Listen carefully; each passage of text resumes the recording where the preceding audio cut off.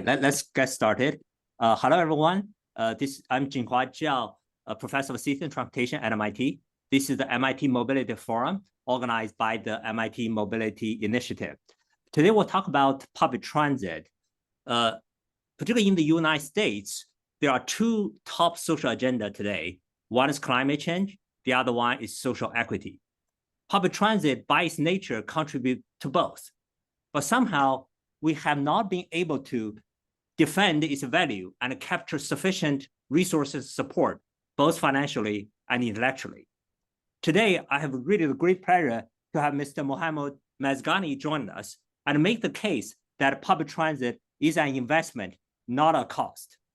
Public transit can be the backbone of the urban mobility system, complemented by walking, cycling, and shared mobility solutions. Besides being a way to travel sustainably, it also boosts the economy, provide access to jobs, and makes the city a better place to live. So today, I'm really glad that Mohamed will share with us his experience of leading one of the most important organizations in public transit, UITP, the International Association of Public Transport. So before I invite Mohamed for the presentation, I'm going to do one warm-up exercise in the chat.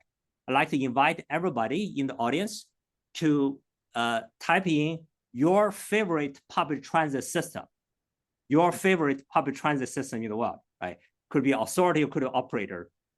So yeah, we'll give 1 minute to see BART, MBTA, Toronto, TTC, Berlin, TransLink. What else?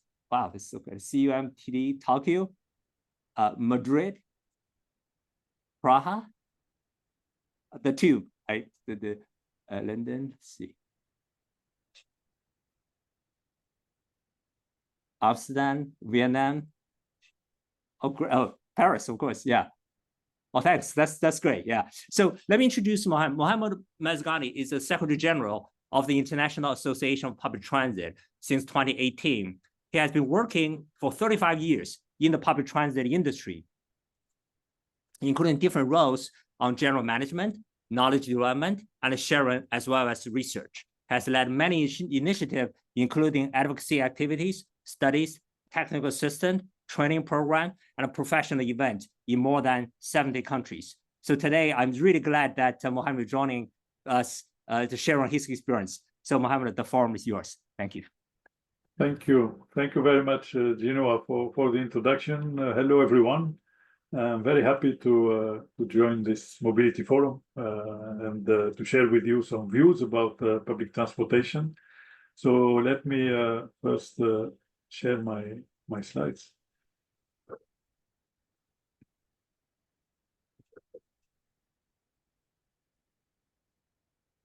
Okay, very good.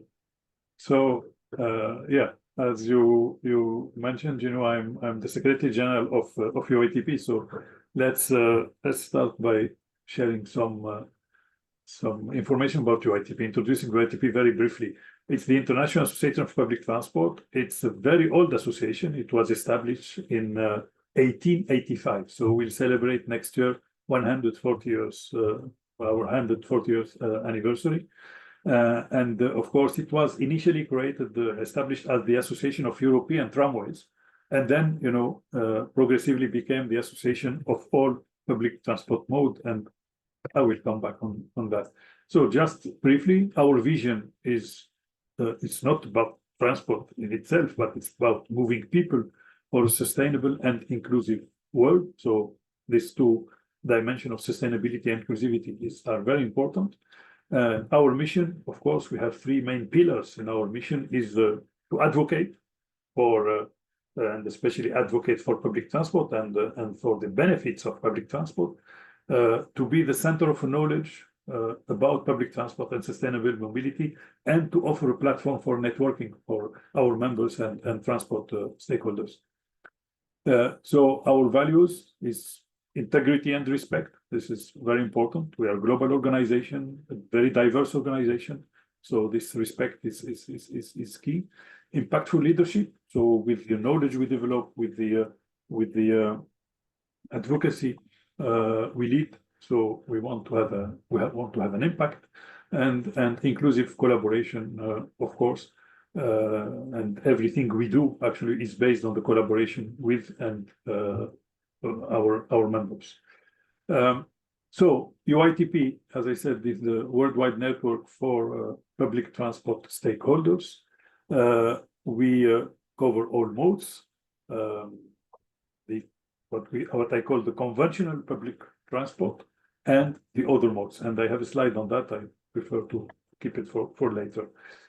We have 1,900 companies, members of UITP, and these companies could be transport operators, regulators, the authorities also regulating transport, the supplying industry, the academics, consultants, and everyone involved in public transport. So we really have this diversity of stakeholders, which is very important in UITP.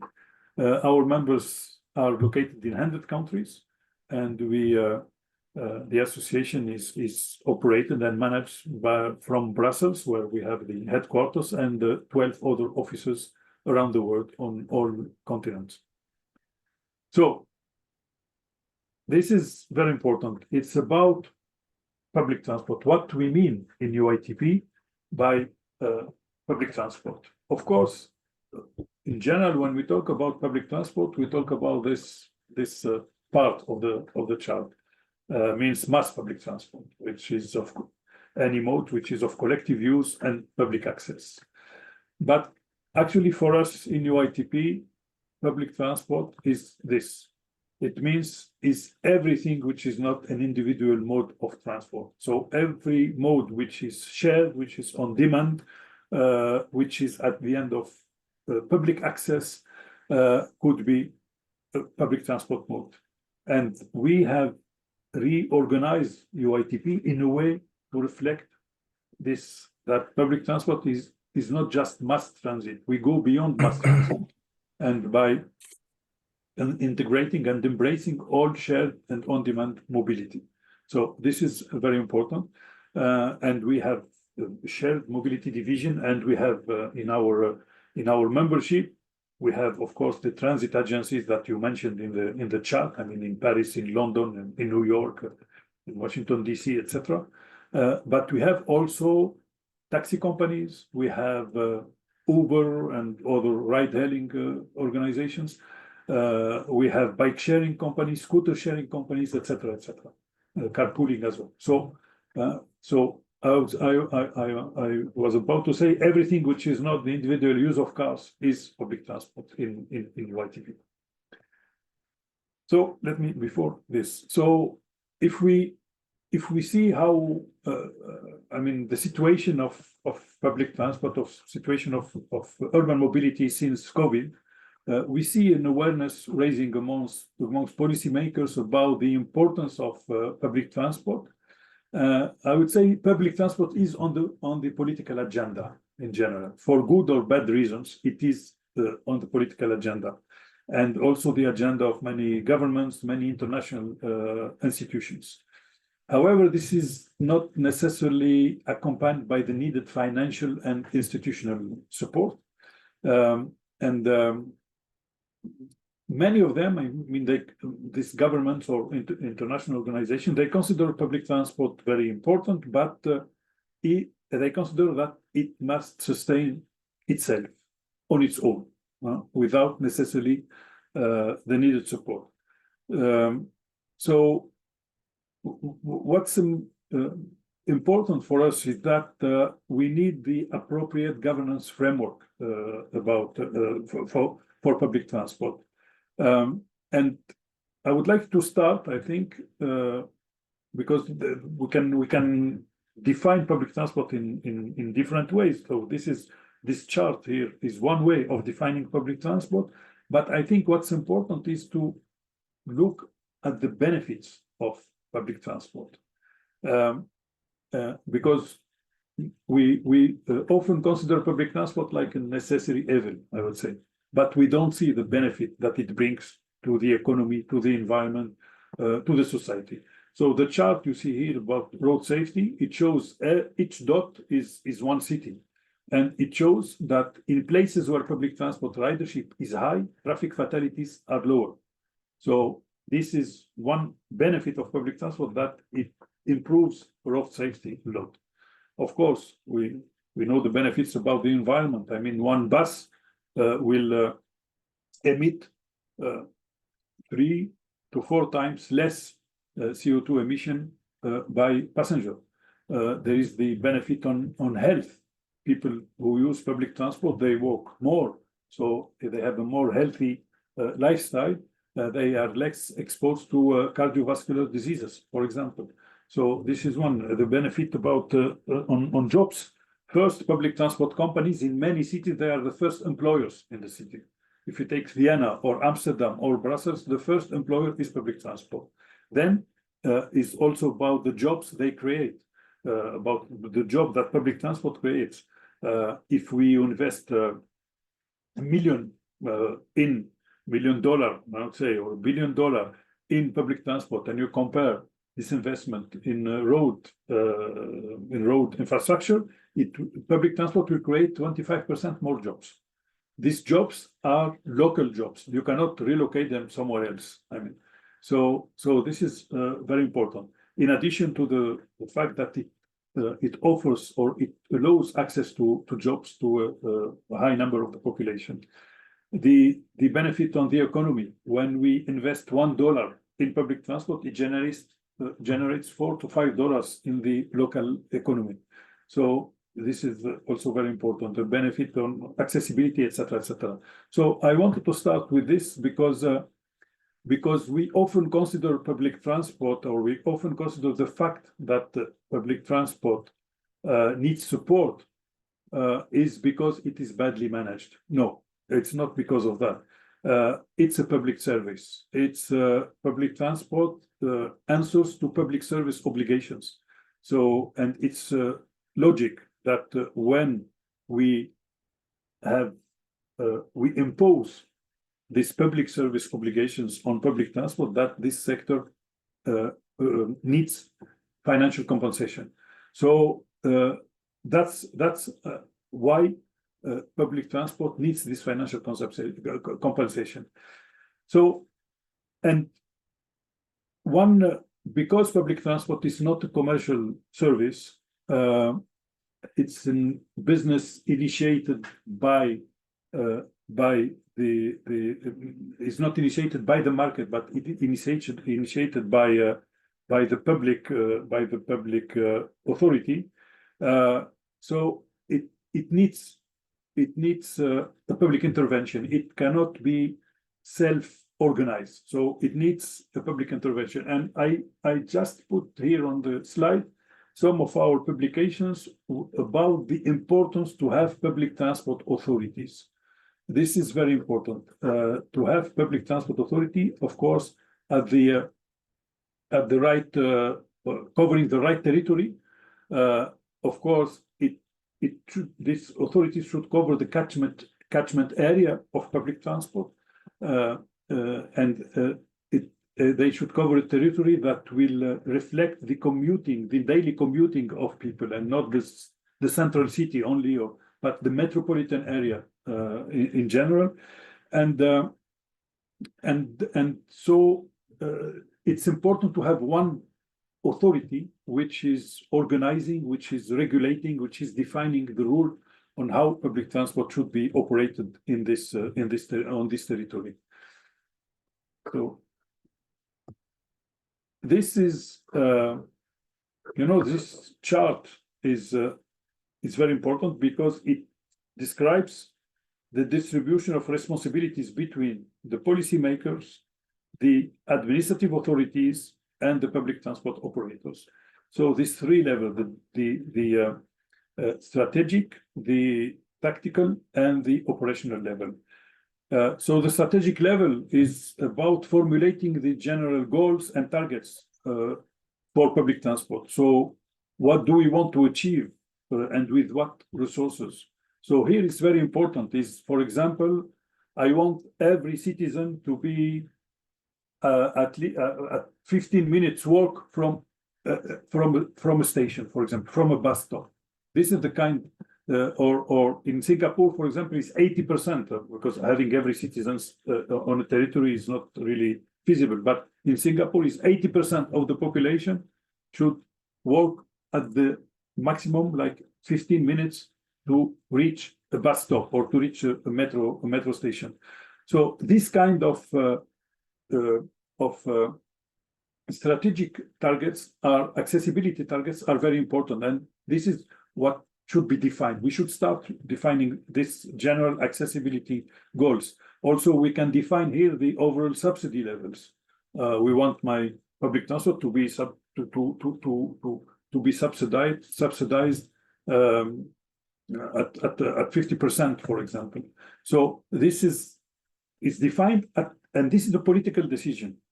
This is important. It's defined by the politicians, and then we translate this into the tactical decision by defining the services that will help achieve these objectives.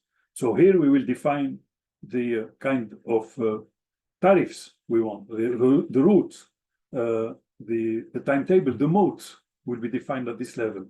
And they are not defined they should not be defined at the political level. It's not like we see often a mayor who wants a metro for the city. No, first we have to define what kind of accessibility we want for our city, and then we will see if it's a metro or a BRT or anything else. So this is important. And then once we define this products that will help achieve the goals, we will translate this into services, into operational decisions, and it's about the vehicle roster, about the maintenance, the staff roster, about the consumables, etc., etc. So and you see that we have the strategic decision belongs to the political level, the politicians. The operational decisions in general, I mean, they belong to the operators, and we have these transport authorities that are very important because they are in interface with the political level, and they are also in interface with the operator because in general, they are the one contracting the operators to operate. And this is very important to have this separation between those who regulate, those who decide, and those who define the service parameters, and those who will operate. And this is our vision on how public transport should be organized. So the role of authorities is also very important in making sure there is an integration of the services, integration between the different modes and the different services, but also integration with paratransit services, for example.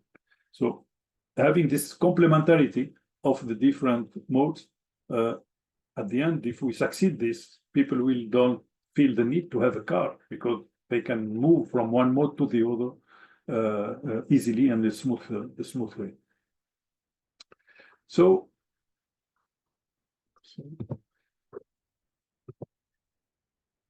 of course, the one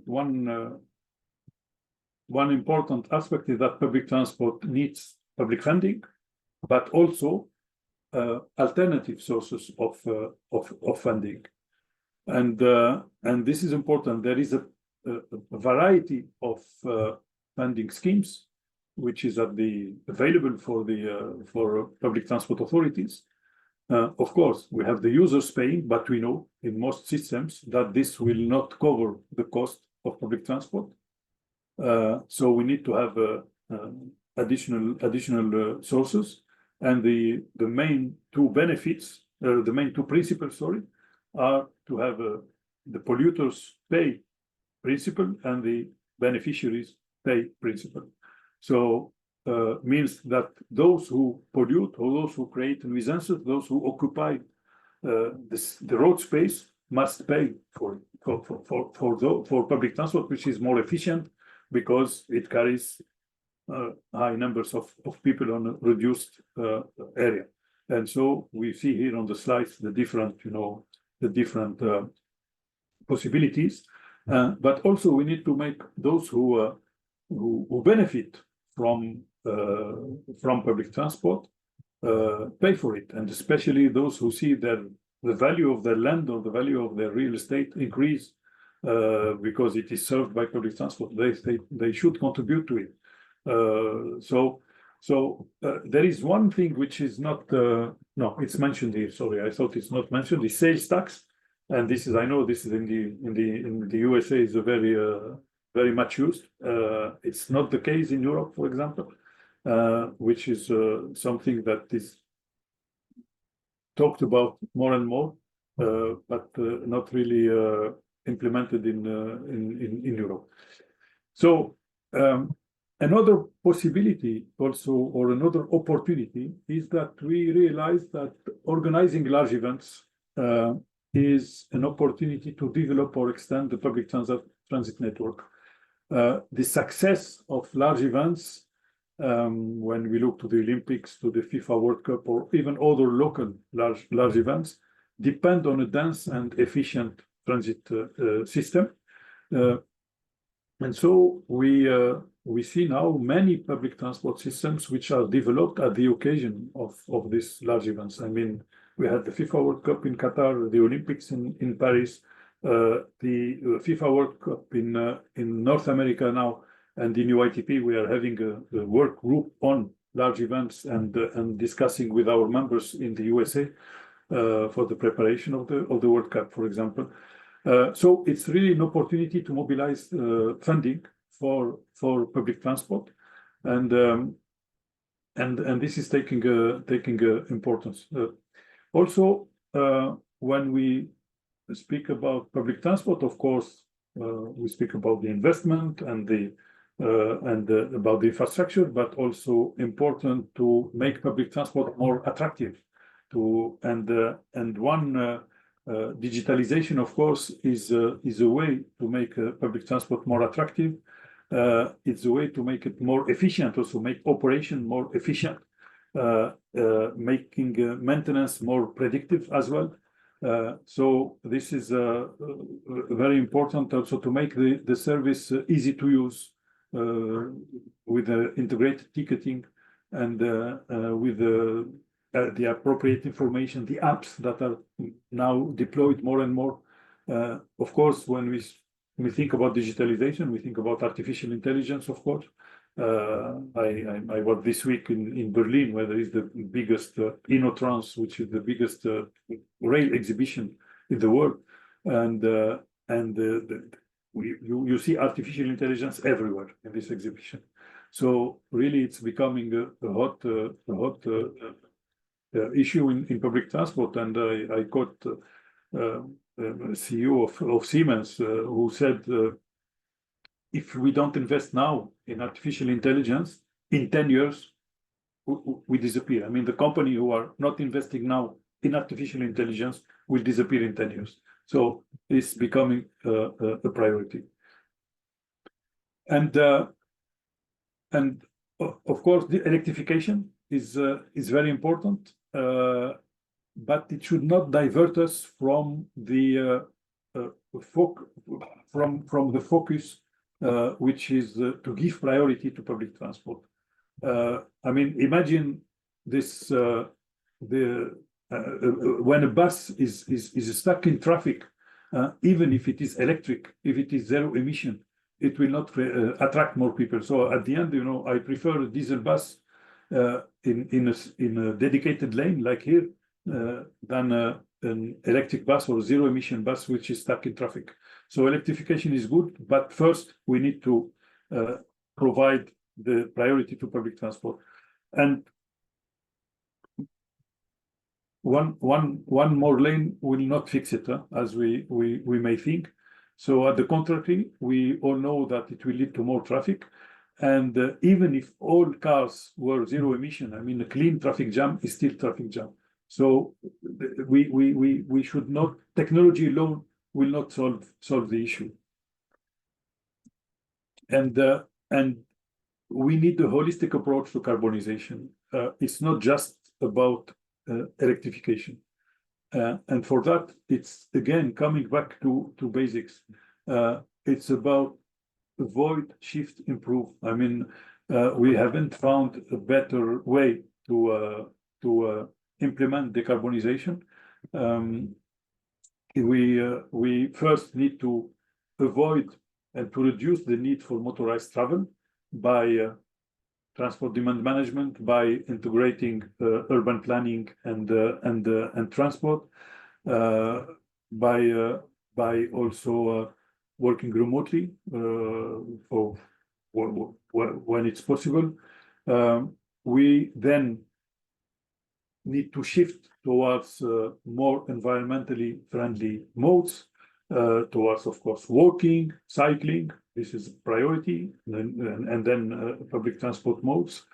And for that, we need to make public transport easier to use, really having integration between the different modes, having integrated tariffs, simple tariffs as well. So that's very important. And then, of course, it's important that we improve the energy efficiency of the transport modes of the vehicles.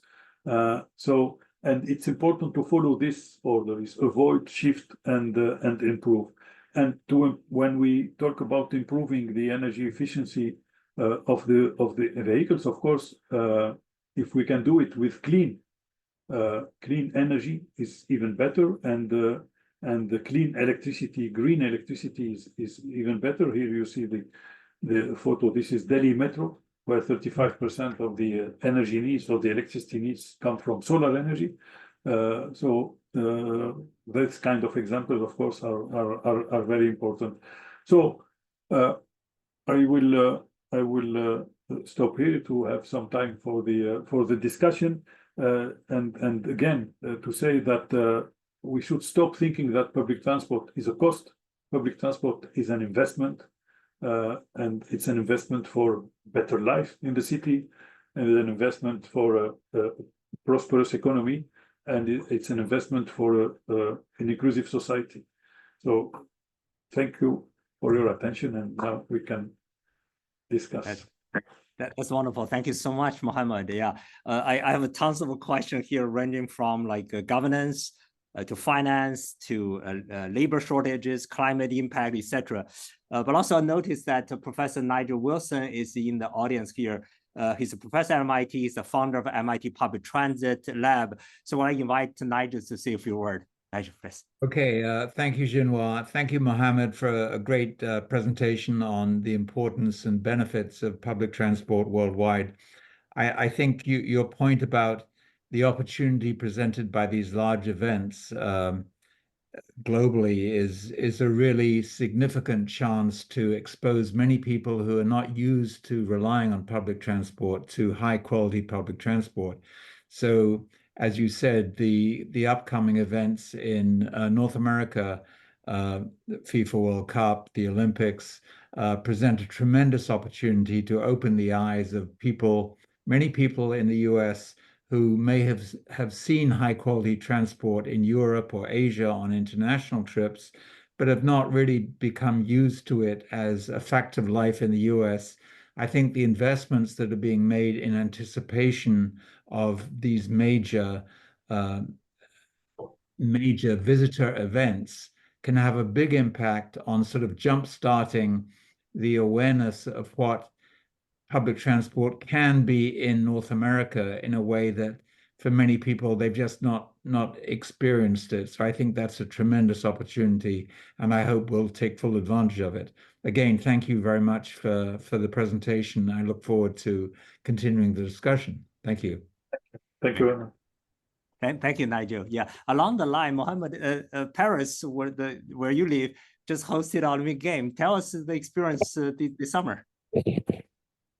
Yeah, actually, you know, there was a lot of discussion before the Olympic Games, the months before, the years before, that Paris will not be ready, that the transport system will not cope with the demand, etc.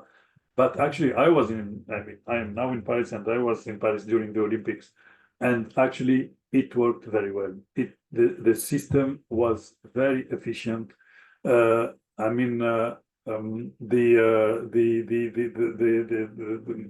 could cope with the high number of passengers. They deployed staff everywhere in the stations to guide people. So the way it was organized and the way it was operated was really very good. We could see also that for example, they created also parkings around the stadium to make it also easy for people to bike to the stadium. They launched a special ticket which covers as well the trip to the airport or from airports, which is included. I mean, a pass including the trips to the airports and from airports. So at the end there was also special apps, and you could pay, of course, using these apps to avoid people queuing at the stations. And for those who used to travel to Paris or who visited Paris outside of the Olympics, maybe they have in mind these queues at the airport to buy a ticket. The train ticket is incredible. I mean, how and now it's, I mean, it was different. They agreed also with Google to have the information about public transport and to have a more accurate information about public transport. They shared a number of data with Google to have this information accessible on Google Maps. And so yeah, at the end it was a good experience, I think. There is one aspect which is, I think, important, is that they increased the tariff during the Olympics. Actually, the price of the single ticket was 2.5 euros before the Olympic, and during the Olympics it was 4 euros. So this was, I would say, the little surprise for the users.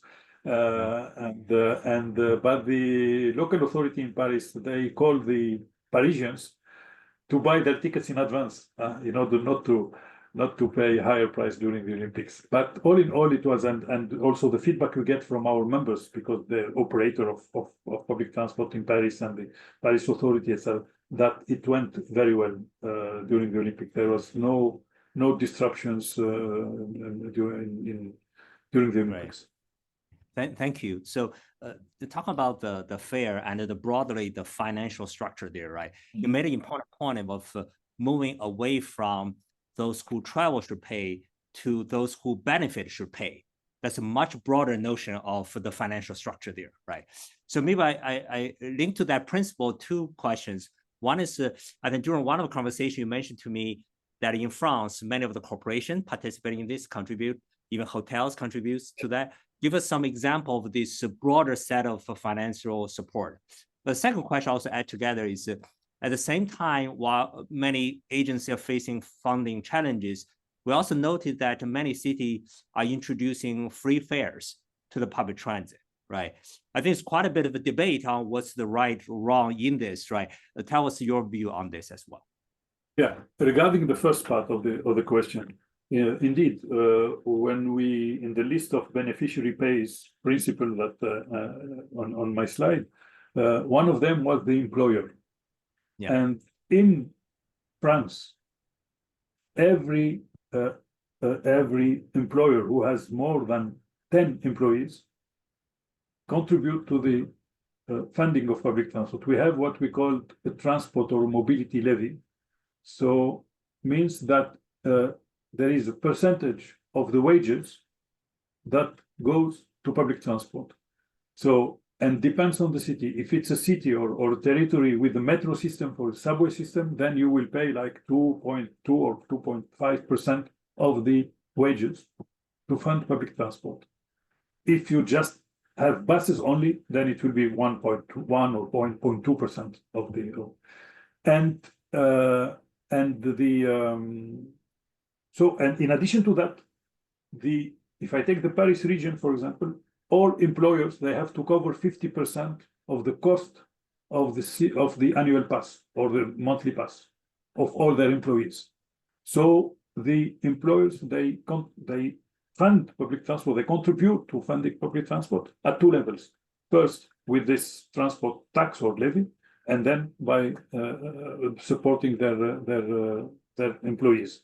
Now, regarding free public transport, I mean, there are many cities, not many cities. We hear more and more that some cities are either implementing or considering free public transport. But I would say it depends on the objective. If the objective is model shift, to have more people using public transport and leaving their cars, when you ask people why they don't use public transport, they will never tell you because I have to pay. I mean, the car drivers that don't use public transport, they will never tell you I don't use public transport because I have to pay. They will tell you I don't use it because it's not available enough, not punctual, or not the network is not dense enough, or not frequent enough, etc., etc. So for these people, I mean, offering free public transport will not attract them. And the cities that have introduced free public transport, they are not attracting the car drivers. They are attracting either people who used to walk and they take public transport for 1 or 2 or 3 stops, or they are making those who use public transport using it more, but not. So if the objective is the affordability, means really because we have a population that cannot afford public transport, and this is the case in Latin America, for example, they are thinking more about, some cities are thinking about free public transport for that. So then we need to support really those who need this. And now with the smart ticketing, we can do that. I mean, we can easily identify and give a special smart card to an application to those people, and to have a direct support to those who need this, but not to offer free public transport for everyone. I am more in favor of simple tariffs or flat fares, of something that will kind of tariff that you will pay and will offer you the access to the system without having complex pricing structure that will sometimes divert people from public transport. And also having, now we see the capping at the end of the day or end of the week, something like that, which will make people know that they will not pay more, where they will pay always the optimal price, and not that than those who are having not more than the price of a daily pass or the price of a weekly pass when they use public transport. So this will. So first we need to improve the quality, give the priority to public transport, and then think about the tariff. See, so second, more from the supply side, right? Many of agencies are struggling to recruit drivers or workers in general here, right? Is this the case in Europe, in Asia, in other members you observe? And what do you recommend to really attract the talent to the industry here? Yes, this is a global trend with some exceptions, but in generally speaking, I mean, this is a trend all over the world, where transit agencies are struggling to hire drivers, for example,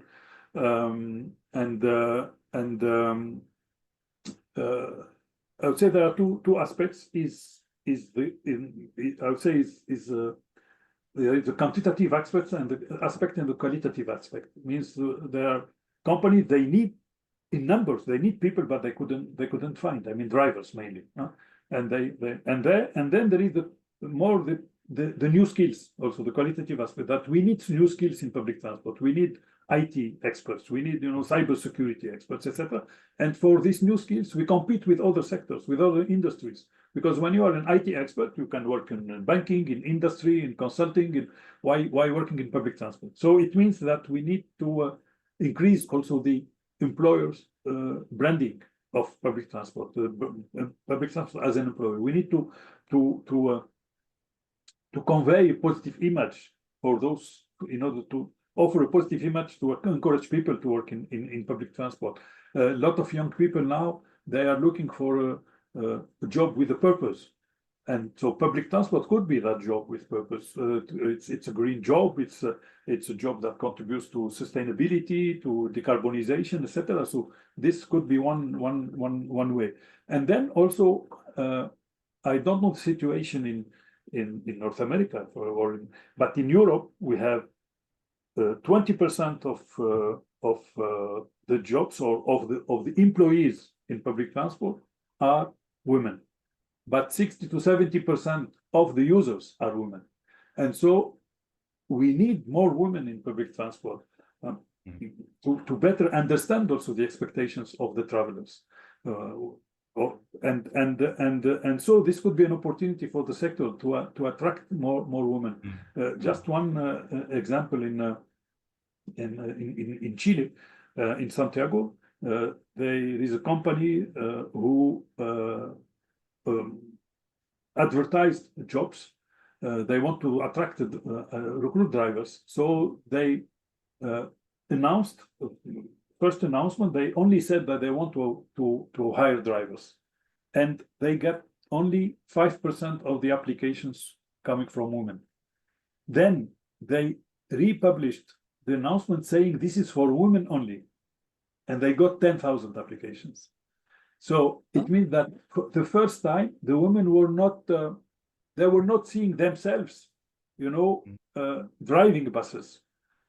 Because also maybe the way it was advertised, maybe they put a photo of a man driving the bus and not a woman. But when they said it's for women only, the women felt legitimate to apply, and so at the end they hired the number of women they wanted. So we need to take this into consideration to better sell public transport to women, to young people, to this IT people as well, and to show that it's a sector where they can work, grow, and thrive. Wow, this is such a great example. I hope many transit agencies in the audience here can literally use this example as the problem, Genoa, in some countries you are not allowed to say this job is for women only. Right. You have to, but maybe the way you advertise it, the photo that is published there, or we need also to go to schools to promote jobs in public transport. Yeah, that's a wonderful example there. Yeah, maybe last question from me, and then give it to the audience. It's on the technology side, right? More specifically on the autonomy as a technology, right? So autonomous vehicle has been discussing this in the kind of a modern era, at least like 10, 15 years, right? Finally, now it's getting to a maturity of operational scale, right? Waymo is operating in San Francisco, in Phoenix. Apollo Go is operating in Wuhan. You talk about hundreds of vehicles there, right? So on that, what's your view about both autonomous vehicle in the form of car and their current operation mode, its relation with public transit, as well as automation in general as a technology can be applied into public transit, both notion of the autonomy here, right? So share with your thought on this. And we're collaborating, writing a memo with the World Economic Forum. Also, please share with us a few insights you've been thinking of on this. Yeah, indeed. So the question again here is in two parts. So first, let me start about the autonomy in public transport. So you know that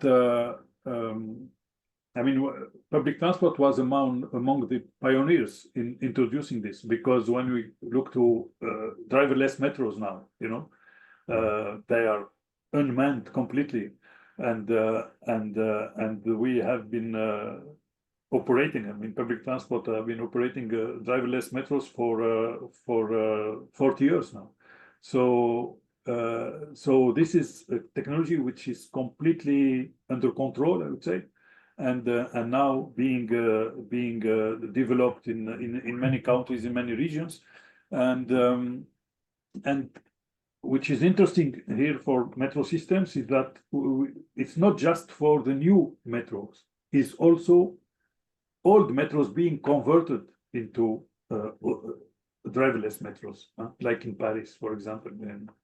So this is and then about the autonomy of road vehicles. So I would say autonomous vehicles. So of course they have many advantages. Autonomy could reduce the cost of operation. It could also, now we just talked about drivers and the challenge to find drivers. So with autonomous vehicles, of course, you don't need the drivers. We could have also better coverage of the territories we serve because the cost is less. So we can operate in low density areas at a lower cost with autonomous vehicles. But there are risks or challenges. Is because if it is just about removing the driver from the car, then we will the risk is that we will induce more traffic. It will lead to more traffic because we will have empty vehicles running on our streets. So our approach for autonomy at UITP is really to have it deployed as shared and on-demand vehicles, complementing mass transit. And if you remember the chart about redefining public transport, this is exactly about that. About it's about more integration between the different transport services, be they autonomous or not. But of course, if they are autonomous, then as I said, there will be more flexibility, less cost, etc. So this is our approach. So if we just replace the existing cars with autonomous cars, then we are creating more problems than solving them, actually. Right. Thank you. Yeah. So now let me invite Jamo and Zadi to curate the question answer for our audience. Yeah, John, please. Excellent. Okay. Very active chat as usual, Mohamed. So just to start out, I'd like to return to the vision of UITP, which is moving people for a sustainable and inclusive world. Moving people. So when UITP was established in 1885 and people needed goods, they would go out into the streets and go to stores and get those goods. And that was the dominant model for a century. And we've seen a rather significant shift just over the past few decades where the goods come to the people. So we've seen a significant strain on urban logistics with the rise of e-commerce and so forth. Are your members at UITP looking at the opportunity for public transportation systems to form part of the urban logistics network, moving goods in addition to moving people? Some of them, they look at that, but it's very marginal. We had some, there are some like experimentations, I would say. For example, maybe using tramways to how we can use during the night when the network is not used.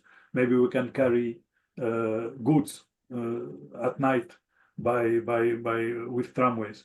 There is a city in France also, and this was the case in Germany as well, where they are thinking about that. But it's not really a large-scale deployment. It's more about experimenting this kind of things. Sorry, I was thinking about something else when you raised the question, and now I forgot. Maybe it will come. It will come later. Yeah, about goods. Do you think it should be? I guess it would be the question, because I mean, is it a cultural grounding? Because for decades, that is our vision, that is our purpose, to serve people. That's a very that's difficult to change the mindset and to say maybe our purpose should be wider than just moving people. And I'm curious, do you think it really makes sense, or maybe it doesn't make sense and we should just stick with moving people? I think everything. If by doing this we can better use the infrastructure, we can need less space at the end because we combine people and goods, etc. Then it will be good to do it.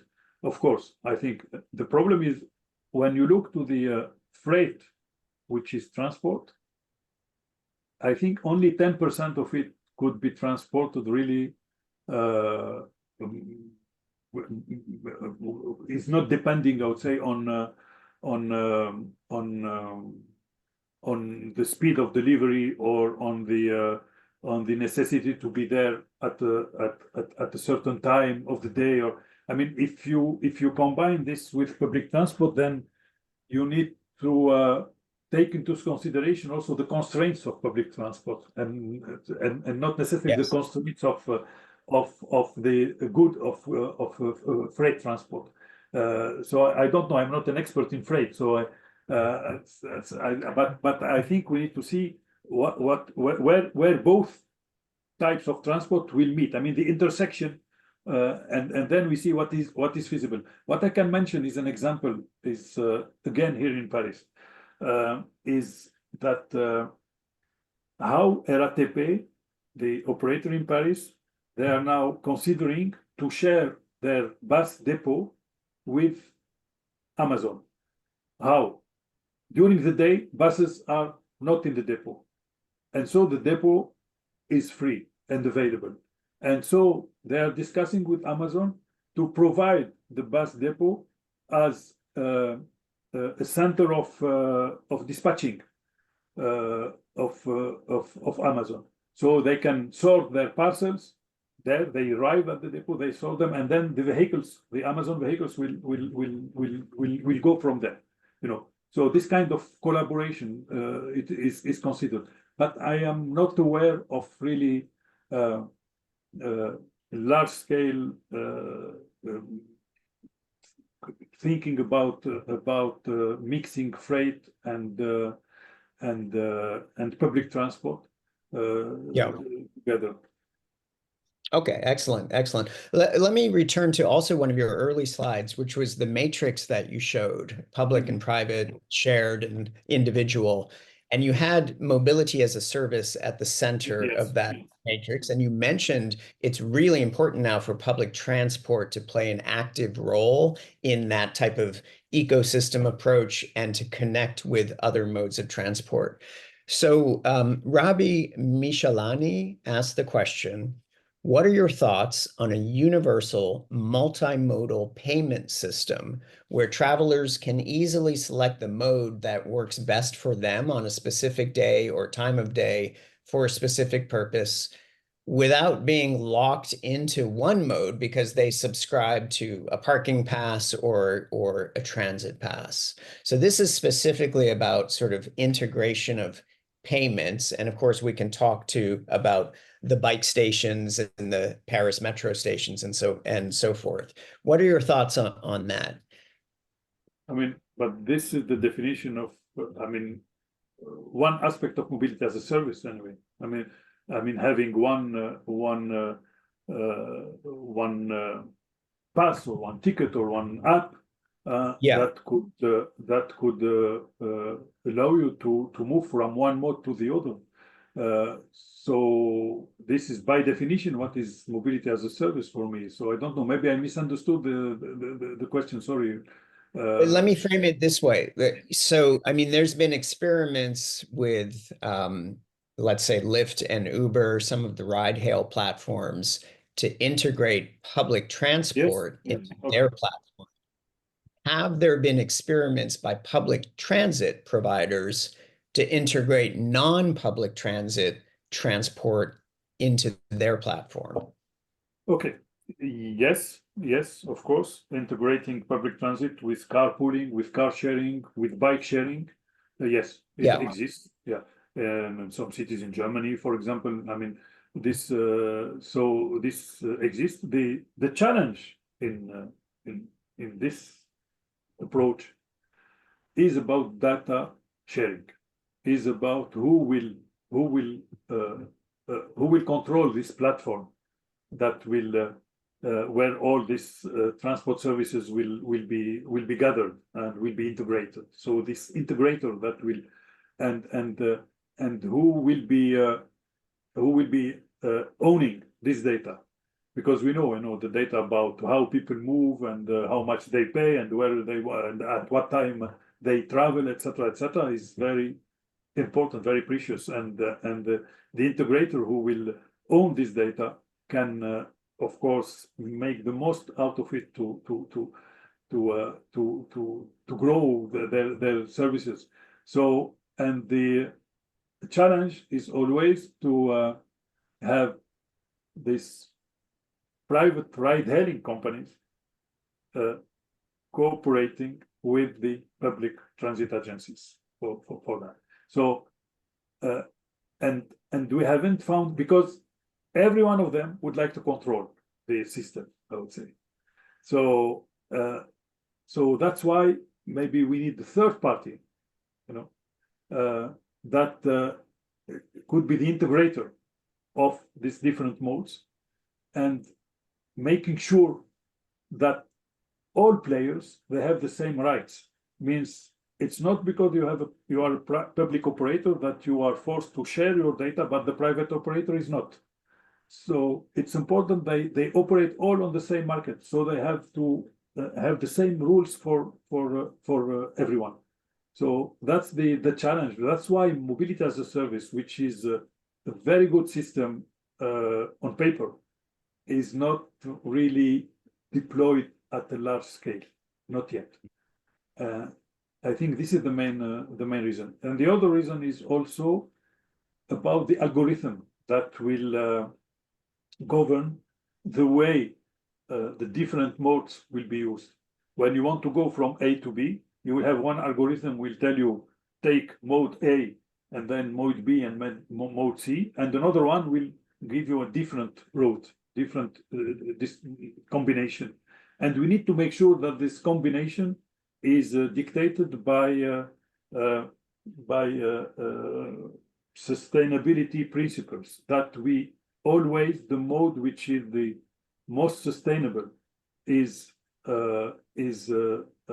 suggested by the app, and not necessarily the mode that will generate more money to the operator or more money to the integrator. That's one of the challenges for mobility as a service.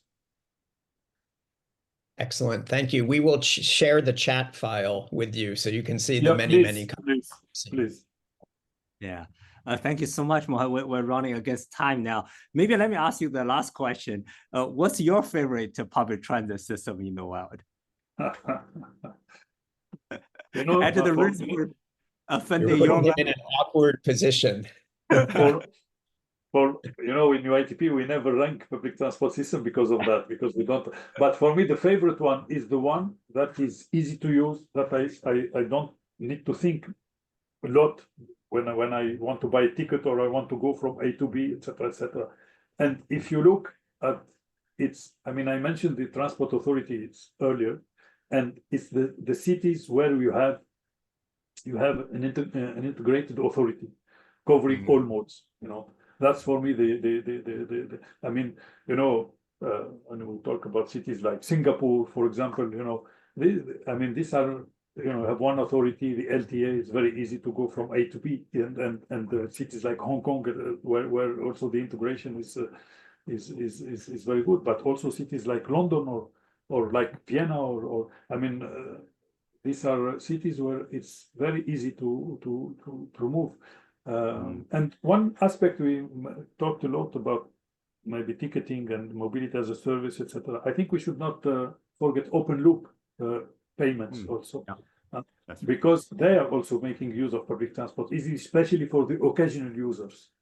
Right. Especially, I mean, when you have a Visa card or MasterCard, etc., and you just have to tap in and enter the system, and you know that at the end of the day you will not pay more than a daily pass, or at the end of the week not more than a weekly pass. So this for occasional users and those who drive a car on Monday or drive a car 5 days a week, but then during weekend they want to visit. For them it's very important, and this is how we can make also public transport easier to use. Right. Yeah. Yeah. So on the governance side, right, the delineation between politician, authority, and operator, I really like that structure there. Right. For that, I think is practiced very widely globally, except in the United States. Right. So here probably we invite you again for another session. Really I didn't dare to say it. Yeah. Right. In the United States is not the case. Right. Yeah, we're out of norm here. Right. Thank you again, Mohamed. This is really brilliant presentation conversation. Everyone, please join me. Thank